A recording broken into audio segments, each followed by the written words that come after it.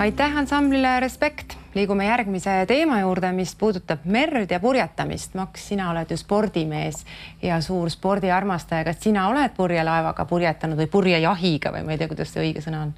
Paraku ei ole õnnestunud, et tõesti väga paljude aladega olen tegelenud, aga purjetamiseni ei ole veel jõudnud. Aga proovinud või keegi sõber purjetas ja oled olnud kõrval? No kõrval kaasa sõitnud küll, aga ise ma purjetamisest väga midagi kahjuks ei tea.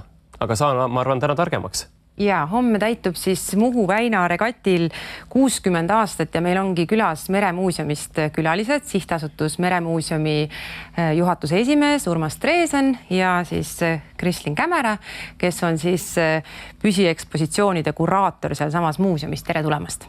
Tere! No räägime sellest Muhu väina regatist kõigepealt, et siin paar päeva tagasi just avasite Lennusadamas eraldi nurgakese, kus tutvustataksegi seda Muhu väina regati 60-aastaste ajalugu ja stuudios on meil ka selline ilus karikas laua peal. Mida seal näitusel kõigepealt näha saab, sest homme on ka see Muhu regati avamine Haapsalus, sinna ilmselt kõik tallinlased ei jõua, aga võib-olla mõni televaataja jõuab Lennusadamasse. Ja, et kuna nii väärikas tähtpäev on, et Muhu väina regatt on siis Eesti vanim ja suurim avamerejahtide purjevõistlus, siis Meremuuseum ka tahtis oma ekspositsioonis seda kajastada ja me olemegi teinud sellise pisikese näituse, kus me oleme välja toonud kõige esimese Muhu väina regatil jagatud karika. On suur Eesti kaart, kus näeb ära kõik need üle 30 sadama, kus Muhu väin on 60 aasta jooksul käinud, et oma selline panus selle regati tutvustamisel on. Vaatame seda karikat ka. See on nüüd rändkarikas. Kas see on nüüd see, mis antakse üle sellele, kes nüüd selle algava regati võidab edasi või on see nüüd see vana, mida enam edasi ei anta?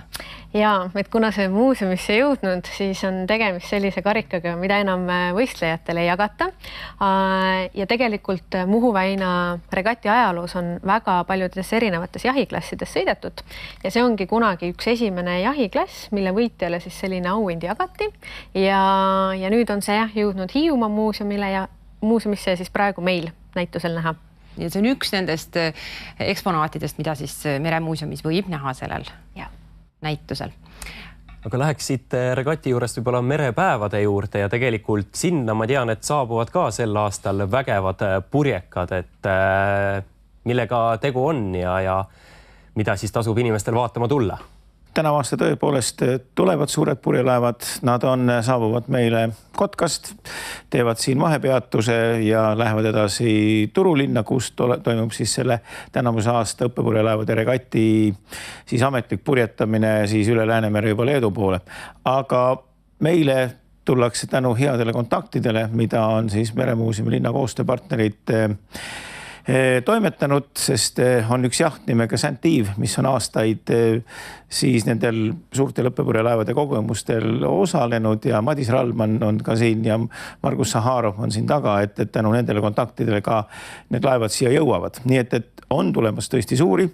Täpselt arvu oskab öelda võib-olla hetkel, ma ei tea, võib-olla hea Neptun ütleb sellepärast, et ilm võib kõike muuta, kaptenite tahtmised võivad muutuda, aga on oodata kuskil 20 ja 30 vahel, aga kindlust on selles, et võib-olla kõige suuremates, kes Tallinna saabub, on siis Venemaa õppepurjelaev Sedov, mis on tõesti maailma peaaegu, et ongi praktiliselt kõige suurem õppepurjelaev. On tulemas Poolamaalt Šavissa-Tšarni.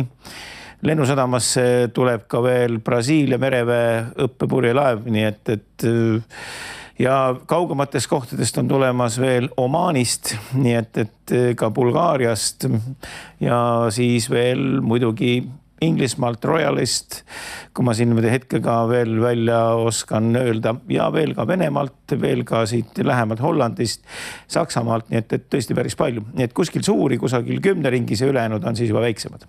Aga mida merepäevade programmis veel näha saame, et loomulikult teame öölaulupidu on tulemas, millest ka Tallinna Televisioon otse ülekande teeb, aga mida veel välja võiks tuua programmist?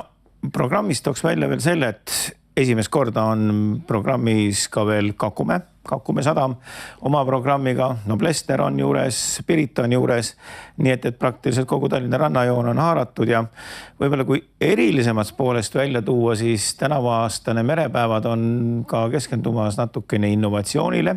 Siin on kaasas ka veel Tallinna Tehnikaülikooli Mektori keskus oma erinevate innovaatiliste lahendustega ja samamoodi ka allveeroboti teema on seal üleval. Isesõitvad laevad või?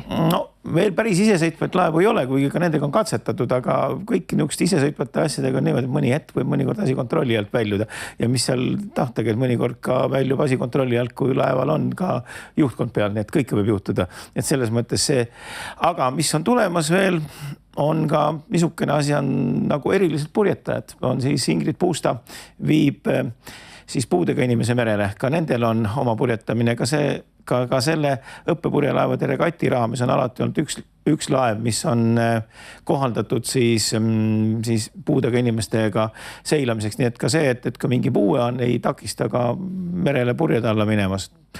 Ja muidugi on erinevate sadamate vahel laevaliiklus olemas jällegi.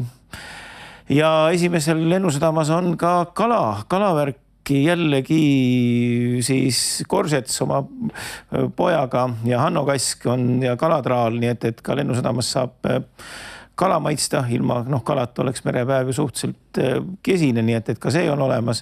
Merepäevad on vist nagu laulupidu, et ükskõik mis ilm ikka inimesed tulevad kohale ja armastavad ju merd ja sadamaid ja laevakesi ja tahavad minna merele sõitma. Aitäh teile tulemast ja võime ju kutsuda siis homseks Haapsallu inimesi Muhu Väina regatti teele saatma. Ja, täpselt. Ja kindlasti oleks paslik teile soovida tuult purjedesse.